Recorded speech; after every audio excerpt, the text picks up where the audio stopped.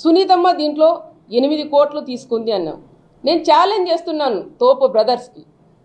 నా కుటుంబం ఇట్లా పెట్టే కుటుంబం కానీ చేయి చాపే కుటుంబం పరిటాల కుటుంబం కాదని ప్రతి ఒక్కరికి కూడా తెలుసు.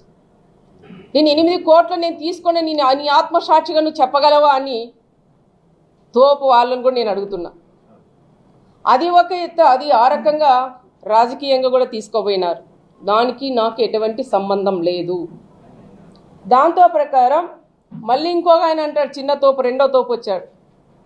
జేసీపీ నైట్ టైం వెళ్ళినప్పుడు మళ్ళా సునీతమ్మ ఏమన్నా జేసీపీ పంపించిందా మా ఇల్లు పగలగొడతారని భయంతో ఆందోళన చెందుతా అన్నారంటారు. తోపు బ్రదర్స్కి ఒకటే చెప్తున్నా, జేసీపీ పంపించి ఇల్లు తోపియాలంటే హైదరాబాద్లో ఉండే నీ బంగ్లా తోపిస్తాను కానీ ఇక్కడుండే నా కార్యకర్తలు కానీ ఇక్కడుండే పబ్లిక్ కాదని ప్రత్యేకంగా వాళ్ళకు కూడా నేను హెచ్చరిస్తున్నా. ఇల్లు లేదని దొంగేడుపులు ఏడుస్తారు. హైదరాబాద్లో బిల్డింగులు ఉన్నాయి.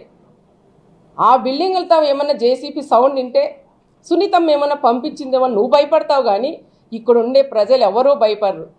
దమ్ముల మీద చెయ్యేసుకొని ప్రశాంతంగా నిద్రపోతారని వాళ్ళకు కూడా నేను ప్రశాంతంగా నిద్రపోతారని వాళ్ళకు కూడా నేను తెలియజేస్తున్నా. దాంతోపాటు ప్రతి ఒక్కటి రాజకీయం చేసేది తోపు బ్రదర్స్కి ఒక అలవాటైంది. ప్రభుత్వం ఉన్నప్పుడు ఒక రకం చేస్తారు, గవర్నమెంట్ లేనప్పుడు ఇంకొక రకంగా తోపు వాళ్ళు ప్రజలందరినీ రెచ్చగొట్టేది మనం అందరికీ కూడా తెలుసు. నిన్న మొన్న ఏ మీటింగ్లు పెట్టినా ఏ ప్రెస్ మీట్లు పెట్టినా ఒకటే చెప్తా అంటారు, టీవీ బాంబు గురించి మాట్లాడతారు. టీవీ బాంబు గురించి మాట్లాడినప్పుడు కారు బాంబు ఎందుకు గుర్తు రాలేదయ్యా మీకు? ఇక్కడున్న మా అమాయకులైన ఒక ప్రెస్ సోదరులు అక్కడ దాదాపు 24 మందిని పొట్టను పెట్టుకొనింది, అది మీరు కాదా?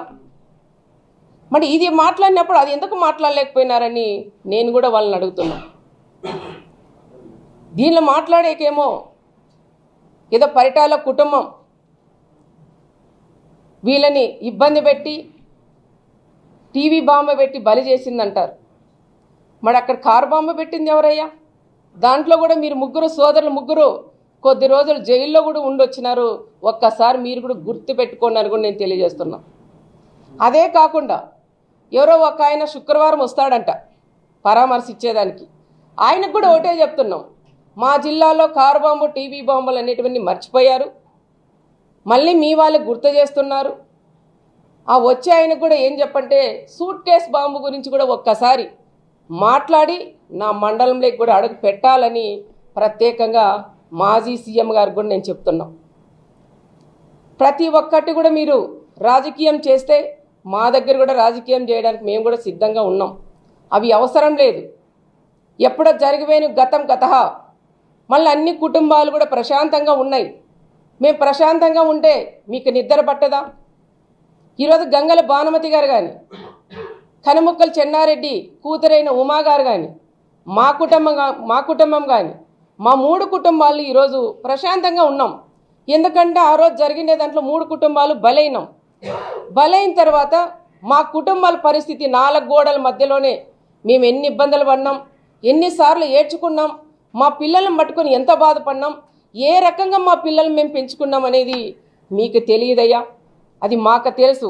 ఒక పూట తిని ఒక పూట లేకుండా మా కుటుంబాలు మేము పెంచుకున్నాం, మా పిల్లల్ని చదివించుకున్నాం. నా కుటుంబంలో నా 3 పిల్లలు ఉన్నారు. నా కొడుకులు ఇద్దరిని నా కూతురిని చదివించుకున్నా.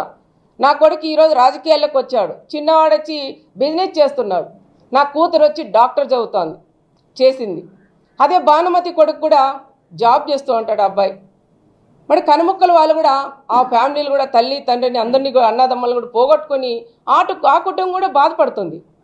మేమన్నీ మర్చిపోయి ప్రశాంతంగా ఉండి 10 మందికి సేవ చేయాలని తప్ప వేరే ఆలోచన మా కుటుంబాల్లో లేవు. ఫ్యాక్షన్లకి దానిలన్నిటికీ కూడా పుల్ల స్టాపులు పెట్టి మా పిల్లల్ని మంచిగా చదివించుకొని వాళ్ళని కూడా అన్ని రకాలుగా కూడా బాగా చేస్తున్నాం. మరి మా కుటుంబాలని నీ రాజకీయం గురించి ఈరోజు మా కుటుంబాలను ఎందుకు లాగుతున్నావని తోపు బ్రదర్స్ని కూడా నేను అడుగుతున్నాం.